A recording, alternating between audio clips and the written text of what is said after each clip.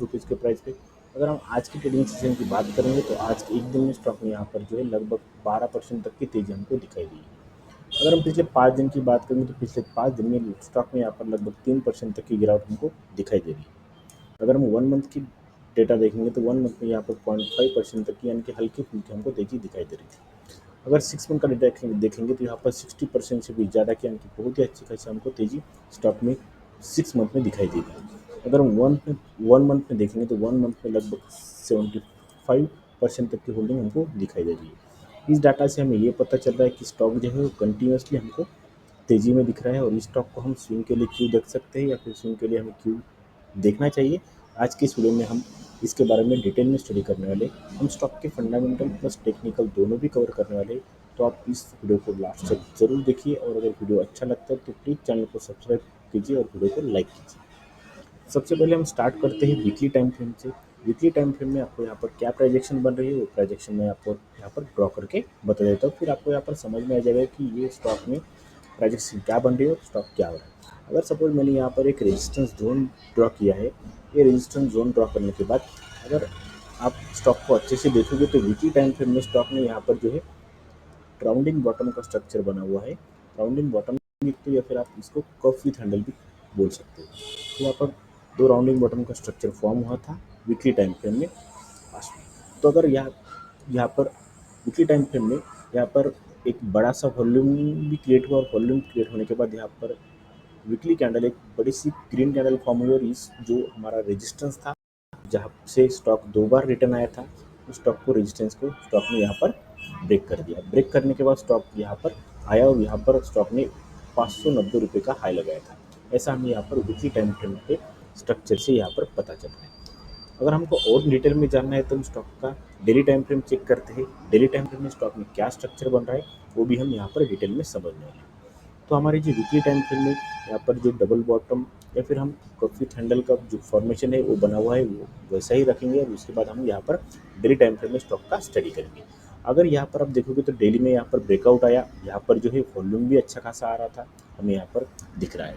उसके बाद स्टॉक ने यहाँ पर जो है 590 का हाई लगाया था। 590 का हाई लगाने के बाद स्टॉक एक बार फिर से वही सपोर्ट जोन या फिर वही रेजिस्टेंस जो पिछला रेजिस्टेंस था और अब जो सपोर्ट का काम कर रहा है वही सपोर्ट पे आया है और यहाँ पर क्या प्रोजेक्शन बन रही है मैं आपको डिटेल में समझा देता हूँ। अगर आप यहाँ पर देखोगे तो यहाँ पर पिछली बार स्टॉक ने एक सपोर्ट लिया, एक डोजी कैंडल बनाई, लॉन्ग लेग डोजी। उसके बाद स्टॉक में यहाँ पर तेजी आई और स्टॉक में हाई बनाया था। इसके बाद फिर एक बार कल के ट्रेडिंग सेशन में भी यहाँ पर एक डोजी कैंडल बनाई है जो कि इनडिसिजिव कैंडल होती है। वो कैंडल फॉर्म होने के बाद अगर आप आज की कैंडल देखोगे तो यहाँ पर जो आज की कैंडल है लगभग 12% तक की तेजी की कैंडल हमको यहाँ पर दिखाई देती है। तो इस प्रोजेक्शन से हमें ये प्रेडिक्ट कर सकते हैं कि आने वाले कुछ दिनों में स्टॉक जो है यहाँ पर अपना जो ऑल टाइम हाई है 590 रुपये का वो आता हुआ हमें दिख सकता है। तो कल के ट्रेडिंग सेशन में अगर यहाँ पर आप एंट्री करोगे तो आपका जो टारगेट होगा 590 रुपये का होगा। कंपनी का मार्केट कैप देखोगे तो यहाँ पर 1875 करोड़ का कंपनी का मार्केट कैप है। 593 करंट प्राइस है। हाई लगाया था 691 रुपीज़ का और यहाँ पर लो लगाया था 263 रुपीज़ का। स्टॉक की बात करेंगे तो स्टॉक की यहाँ पर 54.8 की है, वही इंडस्ट्री की 29.2 की दिख रही है। आर ओ सी 8.22% की है और आर ओ -12% की हमको दिखाई दे रही है। बुक वैल्यू की बात करेंगे तो 141 बुक वैल्यू हो, यहाँ पर फेस वैल्यू 5 की हमको दिख रही है। अगर हम क्वार्टरली रिजल्ट की बात करेंगे तो पिछले क्वार्टर के मुकाबले में इस क्वार्टर में यहाँ पर हमको हल्की फुल्की तेजी हमको दिखाई दे रही है। यहाँ पर 132 करोड़ का प्रॉफिट सेल्स था, यहाँ पर 133 करोड़ का हमको दिखाई दे रहा है। और यहाँ पर ऑपरेटिंग प्रॉफिट की क्वार्टरली बात करेंगे तो यहाँ पर ऑपरेटिंग प्रॉफिट भी यहाँ पर 24.50 करोड़ का था और यहाँ पर 24.53 करोड़ का, यानी कि थोड़ा सा बढ़ा हुआ है, ऐसा हमें यहाँ पर क्वार्टरली टाइम फ्रेम पे दिख रहा है।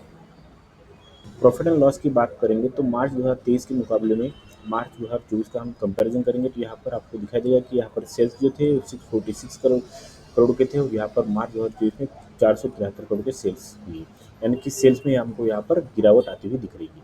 अगर हम ऑपरेटिंग प्रॉफिट की बात करेंगे तो यहाँ पर 160 करोड़ का ऑपरेटिंग प्रॉफिट था मार्च 2023 में और यहाँ पर 76 करोड़ का ऑपरेटिंग प्रॉफिट है जो कि मार्च 2024 में, यानी कि यहाँ पर भी हमें गिरावट नजर आती हुई दिख रही है। कंपनी के शेयर होल्डिंग पैटर्न की अगर बात करेंगे तो यहाँ पर प्रमोटर के पास 59 परसेंट से भी ज़्यादा की होल्डिंग है, एफ के पास 1% तक की और डी के पास लगभग 2.5% तक की होल्डिंग हमको दिखाई दे रही है। पब्लिक के पास यहाँ पर 37.45% की होल्डिंग हमको यहाँ पर दिखाई दे रही है। तो आज के इस वीडियो में हमने स्टॉक के टेक्निकल देखे, उसके बाद फंडामेंटल देखे, और टेक्निकल और फंडामेंटल को हमने देखने के बाद हमें ये पता चल रहा है कि स्टॉक में जो ट्रेंड है वो ट्रेंड अभी ट्रेंड जो है स्टॉक का अप ट्रेंड ही है, और स्टॉक जो है अभी अच्छे खासे सपोर्ट पर आया है, तो हम इस स्टॉक को बाइंग के लिए देख सकते हो। अगर आप बाइंग के लिए देखोगे तो आपको जो टारगेट मैंने बताई है वो आपको 1-2 दिन में आपके टारगेट मिल सकते हैं। तो आप इस स्टॉक को अपने वॉच लिस्ट में रखो, इसका अच्छे से स्टडी करो, और अगर आपको ये वीडियो अच्छा लगता है तो प्लीज़ चैनल को सब्सक्राइब करो, वीडियो को लाइक करो।